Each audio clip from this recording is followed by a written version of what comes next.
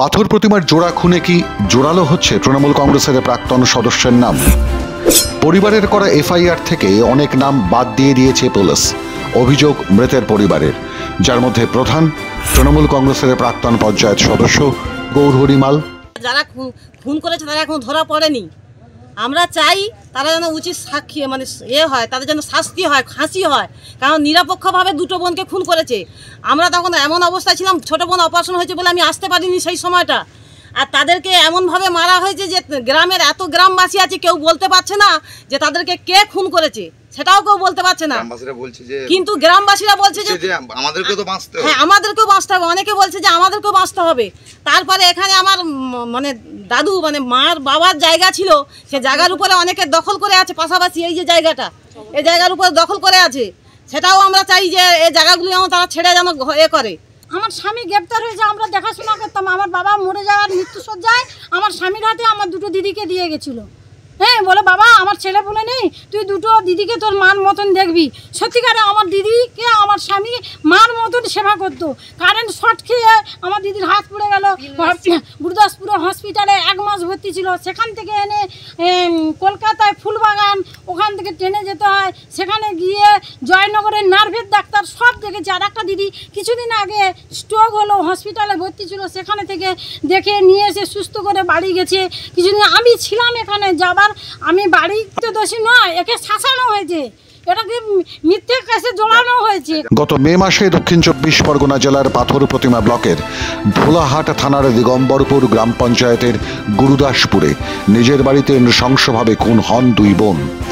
কুপিয়ে নৃশংসভাবে খুন করা হয় দুজনকেই।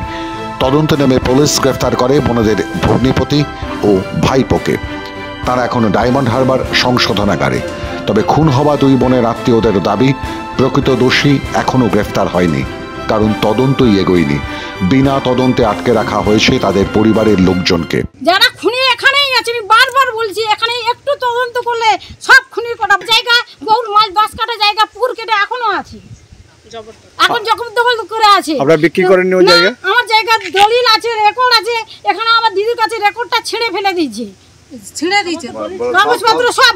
আমার বাবার হাইকোর্টের রায়ের কাগজও, শুধু যত জায়গা জমি সব কাগজ, আমার পিসিদের কাগজ, এখানে যা বাস্তবে জায়গায় দাসেরা দেওয়ানি কোর্টের রায় ছিঁড়ে ফেলে দিচ্ছে।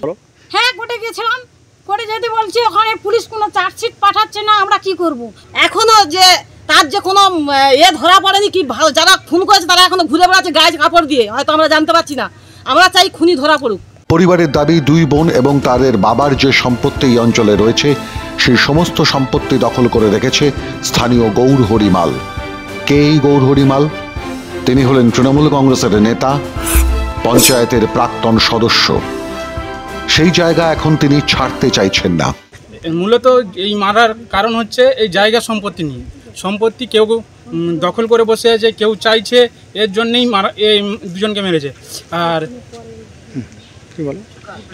আমি এফআইআর করার পরেও আমি পোস্টমর্টম রিপোর্ট চাইছি, থানা থেকে দিচ্ছে না। থানায় বললাম যে আমার আসল খুনি দরকার, বলছে আপনি কি জানেন আসল খুনি কে? যা দুজনকে ঢুকিয়েছে তারাই আসল খুনি। দুজনকে যে জেলে রেখেছে, দুজনের সঙ্গে কোনোদিনও কথা বলেনি, ঝগড়াঝাটি করে ওদের সঙ্গে বিবাদ হয়ে আছে, ওরা কেউ কোনোদিন কথা বলেনি। ঠিক আছে, থানায় ও দুজনকে এক জায়গায় রেখেছে এবং ও দুজনের হয়তো দুজনকে দোষী করার জন্যে মারধর করেছে। কারণ এই কিছুদিন আগেই তো ঢোলাহাটের ঘটনাটা সবাই দেখেছে, ঠিক আছে, কীভাবে মারধর করে একটা ছেলেকে মেরেছে। তাহলে সই করিয়ে নেওয়াটা ওদের কাছে একদম মামুলি ব্যাপার। এই সেই ঢোলাহাট থানা, যেখানে কদিন আগেই 2জন চোরের কথায় একজন আইএসএফ এর সক্রিয় কর্মীকে তুলে নিয়ে গিয়ে স্রেফ পিটিয়ে মেরে ফেলা হয়েছে থানার ভিতরে। সে কারণেই আশঙ্কা, যদি অভিযুক্ত বলে যাদের তুলে নিয়ে যাওয়া হয়েছে তাদেরকেও পিটিয়ে অপরাধী বানাতে চায় পুলিশ। কারণ পুলিশ এখানে তৃণমূল কংগ্রেস নেতাদের কথাই চলে। এখানে কেউ একজন আছে যার নাম গৌরমাল, সে মা এবং আমার মেজ মাসির আর ছোটো মাসির জায়গা দখল করে বসে আছে। সেটা নিয়ে মাসিরা যখন বলতে যেত ওদের উপরে চড়া হতো। জায়গা ঘিরে বসে আছে, ঠিক আছে। আর মারা কিছুদিন আগে একটা গাছ কাটছে, যে জায়গা নিয়ে বসে আছে সেই একটা গাছ কাটার জন্য মাসি যখন বলে যে আমার গাছ কাটলে কেন, ওইটা নিয়ে নাকি অনেক বড় ঝগড়া হয়েছে। কিন্তু এই পাড়া কেউ বলছে না যে ঝগড়াঝাটি কিছু হয়েছে। পরে জানা গেল যে গাছ কাটার 2 দিন পরে এই খুনটা হয়েছে। ঠিক আছে, মাসি 9:30 পর্যন্ত আমার সঙ্গে কথা বলছে রাত্রে, প্রায় প্রতিদিনই আমার সঙ্গে কথা হতো। ঠিক আছে, আমি ওখান থেকে মানে সুবিধা অসুবিধা যখন তখন আমার মেসো যখন থাকতো নি বা মেসোর কাছে টাকা পয়সা তো নেই বা কাজ বাজ সেরকম করতাম না, আমি টাকা পয়সা দিয়ে হেল্প করতাম বা হয়তো আমি এসে দেখে যেতাম।